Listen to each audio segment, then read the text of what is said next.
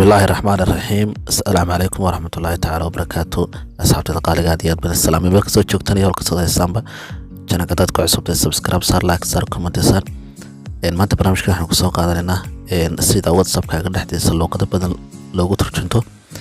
application-ka marka hore waxaad ka helaysaa Play Store-ka. marka Play Store-ka aynu ku qoraynaa Play Store-ka waxaad ku qoraysaa G keyboard baad ku qoraysaa G keyboard sanadka uu kugu soo baxayaa. marka markuu saatan kale kugu soo baxo waxaad tegaysaa maxay ahayd halkan hoose ayuu yaalaa kadib isagaad ku dhufanaysaa. isaga marku dhufato steepada ma ku soo saaraya steepadan koowaad iyo steepkan labaad weeyaan. marka kan koowaad marka hore ayaad ku dhufanaysaa. markaad kan koowaad ku dhufato haddana kan waxaad ka dooranaysaa G keyboard oo tan labaad ka dooranaysaa G keyboard kadibna okay baad siinaysaa. tan labaad baad haddana dooranaysaa haddana sidoo kale waxaad ka dooranaysaa G keyboard. hadda wuu noo samaysan yahay. marka hadda marka aynu gallo aynu tagno WhatsApp-keennii oo aynu isku dayno inaynu luqadad kala turjumano aynu qof la hadalno aynu isku dayno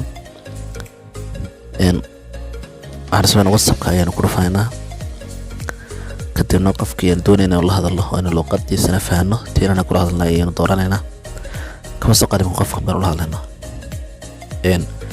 calaamadda yar ee saddexda xidigooda ee sare ee saddexda dhibcooda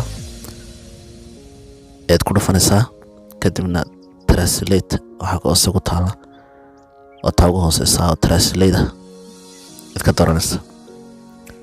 sidoo markaan ugu soo baxaya waa laba luqadood oo kala gaar ah English iyo Haitian.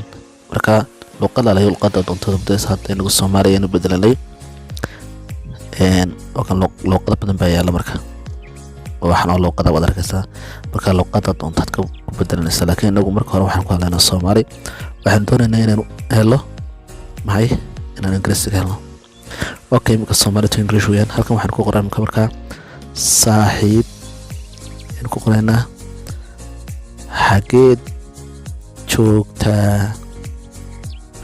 joogtaa intaasaan qornay saaxiib xageed joogtaa intaa markaan qorno wakaa xagga sare wax isku qoray xageed joogtaa English waxa ka sare nagu qoray maaragta anoo laakiin xaggan hoose waxaan ku qortay xageed joogtaa intaasoo qofka arkaya qofka Ingiriiska yaqaanin kadib ka soo qaad baynu qofka inoo soo jawaabin oo qofkii maxayday oo noo soo jawaabay si aynu jawaabta qofka u helno qofkii ayaa waxa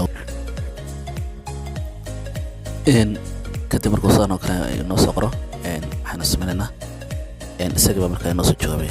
marka waxaan noo soo qoray tusaalahan waxaan joogaa guriga noo soo qoray waxaan joogaa okay markaan inta u diray ka soo qaadba anigu Ingiriiska ma garanayno luqadda Ingiriisiga ma fahmayno laakiin Soomaaliya kaliya wax ku garanaynaa. marka waxaan u baahanahay inaynu turjumano inta uu noo soo diray I'm at home macnaheedu waxay tahay ma garanayno. kadib waxaan sameynaa copy ayaan odhanaynaa copy marka aad tiraahdo halkii hoose ayaa waxaad ku siinaysaa paste markaad ku siiso waxay noo noqotay macnaheedii waxaan joogaa guriga saasaan macnaheedii ku heshay. copy aad soo odhanaysaa kadibna halkan hoose maad soo dhigaysaa kadibna saas ayuu kugu turjumaya luqadda afka Soomaaliga kaliya maaha waxaad u bedelan kartaa ayuu hal luqadaad doonto. imika luqadda ayaan bedelanaa luqad kale aynu ka dooranaynaa oo Englishkan bedelay Carabi baan ka dhiganaa. marka luqadda Carabiga ayaan ka dhiganaa kadibna halkan ma ku qorayaa halkan waxaan ku qorayaa magac ayaan ku qorayaa ama magac ayaan qoray aada kama sax magac ayaan ka dhigayaa. marka magac badan qortaa ka soo isku soo qoray marka magac wixii af Carabi lagu oranayay waan isminay tahay magac ayaan qoray kadibna salaan qofkii waa inoo soo jawaabay. Qofku wuxuu soo qoray xageed joogtaa ayuu inoo soo qoray. xageed joogtaa buu qofku inoo soo qoray. kadibna carabi sidan oo kale ayaa kuu soo geliyay. xageed joogtaa ayuu soo qoray, laakiin inagu ma fahmayno inay tahay in carabi tahay iyo in wax kala tahay macnaheedu wuxuu yahay. laakiin sinu fahanno copy ayaanu soo odhanaynaa. markaad copy soo tiraado halkan hoose ayaad paste ku odhanaysa. muxuu inoo soo qoray xageed joogtaa. af carabi ayuu nagu bedelay af Soomaali.